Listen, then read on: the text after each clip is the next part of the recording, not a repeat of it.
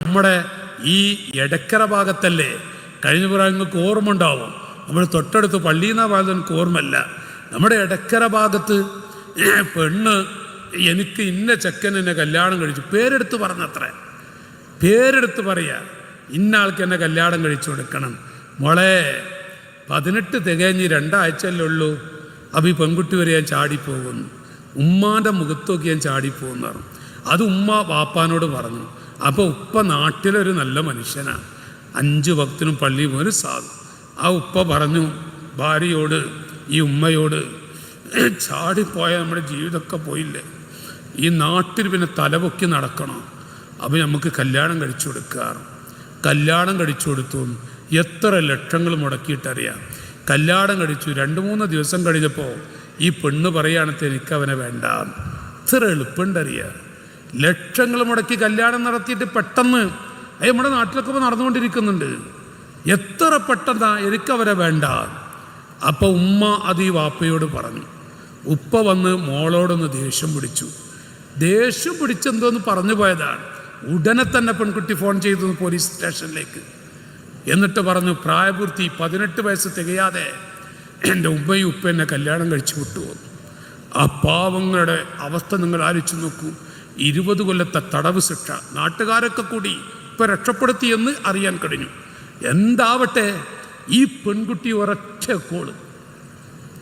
ഉപ്പൊന്ന് ദേഷ്യം പിടിച്ചിട്ടുള്ളൂ, വാപ്പാക്ക് ദേഷ്യം പിടിക്കാൻ അധികാരമൊന്നുമില്ല. മക്കളെ, എന്താണ് കുട്ടികളെ നിങ്ങൾ ഈ പറയുന്നത്? ഇത് നിങ്ങൾ ചെയ്താൽ നിങ്ങളുടെ ഭാവിയിൽ എത്ര നിങ്ങൾ അനുഭവിക്കേണ്ടി വരും. ഉപ്പ ദേഷ്യം പിടിക്കുമ്പോഴേക്കും ഈ പെൺകുട്ടി പോലീസ് സ്റ്റേഷനിലേക്ക് വിളിക്കേ. എന്തൊരു ദുർഗതി, നഊദുബില്ലാ. വളരെ മോശപ്പെട്ടൊരവസ്ഥ. 1 കൊല്ലം കഴിഞ്ഞിട്ടുള്ളൂ ഒരു ഉമ്മാനെ വെട്ടിക്കൊന്നിട്ടിപ്പോൾ. നിങ്ങൾക്ക് ഓർമ്മ ഉണ്ടോ? പഠിത്താണ്, 1 കൊല്ലം തികയുന്നേ ഉള്ളൂ. ഒരു ഉമ്മയെ വെട്ടിക്കൊന്നു, ഒരു ഉമ്മയെ പച്ചയിൽ വെട്ടിക്കൊന്നു. ഒരു മകൻ ഉപ്പയുടെ കഴുത്തറുത്തു. ഇത് രണ്ടും മലയാള മണ്ണിൽ നടന്നുപോയൊരു സംഭവമാണ്. ബാപ്പയുടെ കഴുത്തറുത്തു. കഴുത്തറുക്കുമ്പോൾ കോടിനറുക്കുന്നത് പോലെ സക്രാത്തിൻ്റെ ഘട്ടത്തിൽ ഇങ്ങനെ പിടയുമ്പോൾ ഉപ്പ ചോദിച്ചത്രേ, ഒരു തുള്ളി വെള്ളം താ മോനെ. മോൻ കൊടുത്തില്ല. പെടഞ്ഞ് വാപ്പ മരിച്ചു. അവൻ പറയാണത്ര, എനിക്ക് ഉപ്പയാണെന്ന് തിരിഞ്ഞു പോയില്ല, മനസ്സിലായില്ല. ഇനി എവിടെ പോയി? വാപ്പ പോയില്ലേ, ഇനി എന്ത് ചെയ്യും? ലോകത്ത് എന്ത് കൊടുത്താലും മക്കളെ എഞ്ഞൊരുപ്പാന കിട്ടും. ഒരു എളാപ്പ പോയ മറ്റൊരു എളാപ്പയുണ്ടാവും. ഒരു മൂത്താപ്പ ഇല്ലെങ്കിൽ മറ്റൊരു മൂത്താപ്പ ഉണ്ടാവാം. ഒരു എളാമ ഇല്ലേ മറ്റൊരു എളാമ ഉണ്ടാവാം. ഒരു ഉമ്മ പോയാൽ ഇനി ലോകത്തൊരു ഉമ്മാനെ കിട്ടുമോ? ഒരു ഉപ്പ പോയാൽ ഈ ഭൂമിയിലൊരു വാപ്പാനെ കിട്ടുമോ? നിങ്ങൾ പറയും. ആരാണ്? എൻ്റെ ചെറുപ്പക്കാരോട് ഞാൻ പറയാം, ഈ ചില്ലറ വിഷയത്തിന് വേണ്ടി മാതാപിതാക്കളെ അകറ്റി നിർത്തിയിട്ടും വേദനിപ്പിച്ചുകൊണ്ടും ജീവിക്കുന്നുവെങ്കിൽ മോനെ, എൻ്റെ ചെറുപ്പക്കാരായ കുട്ടികളോട് ചോദിക്കുന്ന മക്കളെ, നിങ്ങൾ ഒരു വേള രാത്രി കിടക്കുമ്പോൾ നെഞ്ചത്ത് കൈവച്ച് ചിന്തിക്കണം. ഉപ്പയുടെ കണ്ണടഞ്ഞാൽ ഇനി ലോകത്തൊരു ഉപ്പാനെ കിട്ടുമോ നമുക്ക്? നമ്മുടെ ഉമ്മയുടെ കണ്ണടഞ്ഞാൽ ഭൂമിയിലൊരു ഉമ്മാനെ കിട്ടുമോ?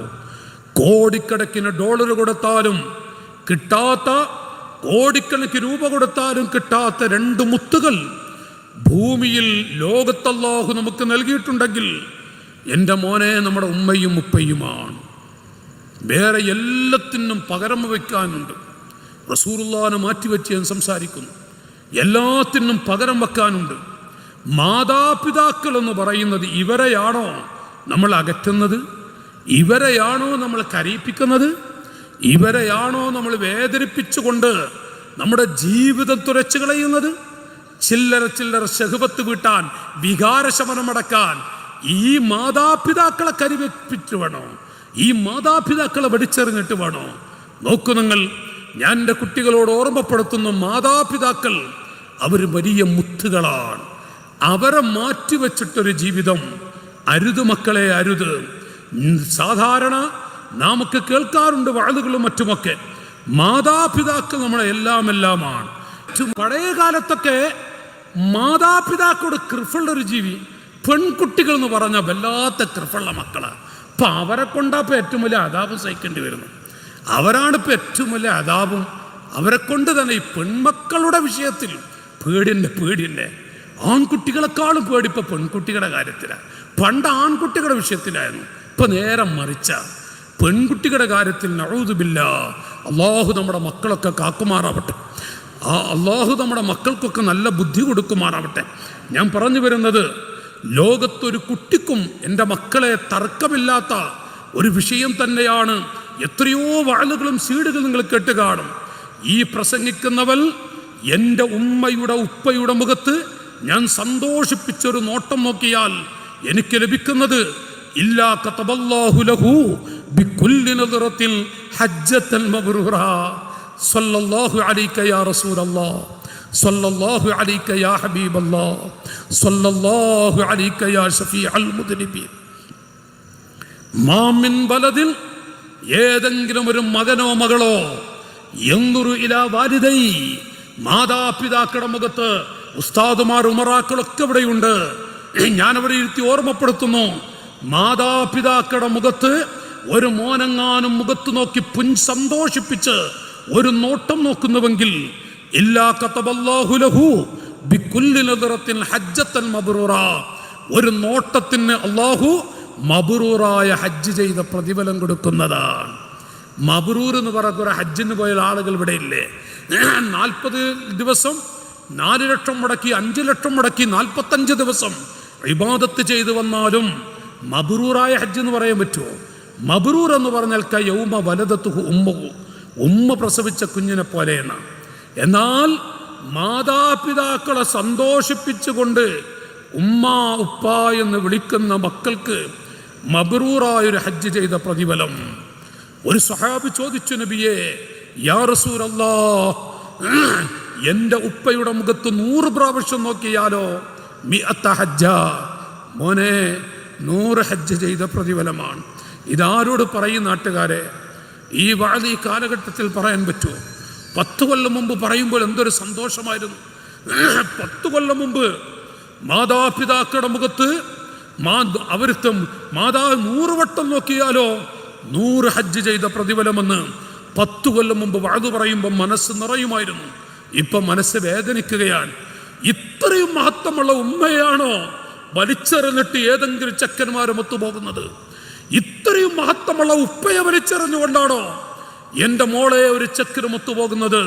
എൻ്റെ ആൺകുട്ടികൾ ഒരു വേഷപ്പെണ്ണുമായി നടക്കുന്നത്, ഒരു വേഷപ്പെണ്ണുമായി വീട്ടിലേക്ക് വരുന്നത്, വേഷപ്പെണ്ണുമായി മാതാപിതാക്കളെ അകറ്റി നിർത്തി വലിച്ചെറിഞ്ഞ് നീ കൊണ്ടു നടക്കുന്നത്? മോനെ, നീ നെഞ്ചത്ത് കൈവച്ചൊന്ന് ചിന്തിക്കുമോനെ. ഇത്രയും മഹത്വമുള്ള ഉമ്മയും ഉപ്പയും നബി സല്ലല്ലാഹു അലൈഹി വസല്ലം തങ്ങളോട് ചോദിച്ചവർ മോശപ്പെട്ടവരാണെങ്കിലോ, മാതാപിതാക്കൾ മോശപ്പെട്ടവരാണെങ്കിലോ,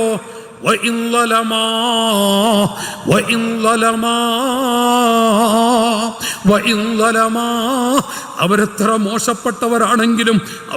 മോശപ്പെട്ടവരാണെങ്കിലും ലോകത്തെന്ത് കൊടുത്താലും കിട്ടാത്ത 2 ജീവികളുണ്ടോ? കിട്ടാത്ത 2 മുത്തുകളുണ്ടോ? സ്വഹാബികളെ ഉമ്മയും ഉപ്പയുമാണ്. ഓ മനുഷ്യരെ, മാതാപിതാക്കളാണ് ഇത് പഠിപ്പിച്ചു പോയ ദീനുൽ ഇസ്ലാം.